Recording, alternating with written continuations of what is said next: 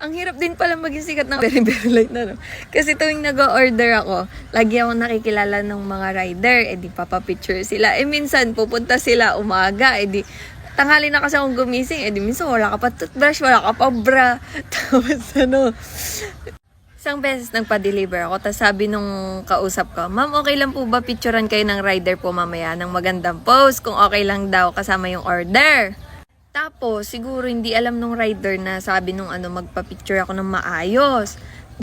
Siguro kasi nakilala ko syempre para medyo ma-promote naman yung bago lang kasi yung delivery nila.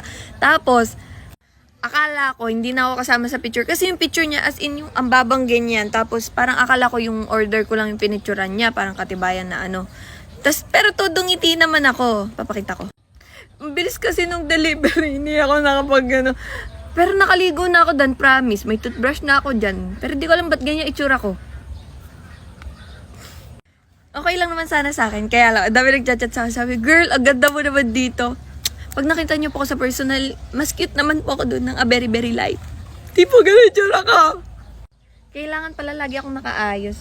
Minsan kasi di ba may time na gusto mo lang iwagwag yung hair mo, gusto mo makahinga yung buhok mo, gusto mo naka-t-shirt na kung anik-anik lang. Pero bakit yung iba naman kahit ganun yung itsura nila?